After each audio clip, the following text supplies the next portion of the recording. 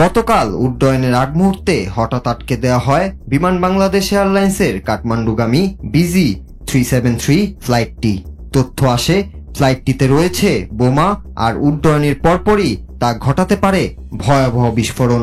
ঢাকার air traffic কন্ট্রোলে অচেনা নম্বর থেকে আসা এই তথ্য হইচই ফেলে দেয়। তৎক্ষণাৎ রানওয়েতে অপেক্ষমান এই বিমানটির যাত্রা স্থগিত করে কর্তৃপক্ষ। আন্তর্জাতিক প্রোটোকল অনুযায়ী যাত্রীদের নিরাপদে সরিয়ে শুরু হয় তল্লাশি। পুরো বিমানটিতে প্রায় 3 ঘন্টা ধরে বিস্ফোরক দ্রব্যের খোঁজ চালায় বম ডিসপোজাল ইউনিট। প্রায় 4 ঘন্টা দেরিতে ফ্লাইটটি রাত 9টার পর কাঠমান্ডুর উদ্দেশ্যে যাত্রা শুরু করে।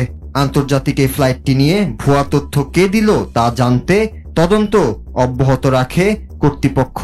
অবশেষে এ নিয়ে আজ একটি সংবাদ সম্মেলন করে র্যাব। এই ঘটনার সাথে জড়িত 3 জনকে আটকের পাশাপাশি র্যাব জানায় এই ঘটনাটির সঙ্গে পারিবারিক বিষয় জড়িত। ছেলে যেন পরকীয়া প্রেমিকাকে নিয়ে কাঠমান্ডুতে না যেতে পারে সেজন্য এক মা ফোন দিয়ে জানান বিমানে বোমা রয়েছে। রাজধানীর কারওয়ান বাজারে অবস্থিত র্যাবের মিডিয়া সেন্টারে এসব তথ্য জানান র্যাবের মহাপরিচালক AKM শহীদুর রহমান। তিনি বলেন, প্রাথমিকভাবে জানতে পেরেছি এক ব্যক্তি তার প্রেমিকাকে নিয়ে ওই ফ্লাইটে করে কাঠমান্ডু যাচ্ছিলেন। সেই বিষয়টি তার স্ত্রী ও মা জানতে পারে। পরে ওই ব্যক্তির এক বন্ধুর কাছ থেকে তথ্য নিয়ে মা এয়ার ট্রাফিক কন্ট্রোলে ফোন করে বিমানে বোমা রয়েছে এমন ভুয়া সংবাদ দেন, যাতে করে ছেলে তার প্রেমিকাকে নিয়ে কাঠমান্ডু যেতে না পারে। তবে গ্রেপ্তারকৃতদের বিষয়ে বিস্তারিত তথ্য এখনো জানায়নি র্যাব।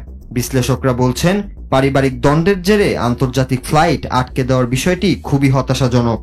এতে ফ্লাইটে থাকা অন্যান্য যাত্রীর নিরাপত্তাও হুমকির মুখে পড়েছে। তবে ছেলের পরকীয়া ঠেকাতে মায়ের এই অভিনব কায়দা হতবাক করেছে সবাইকে।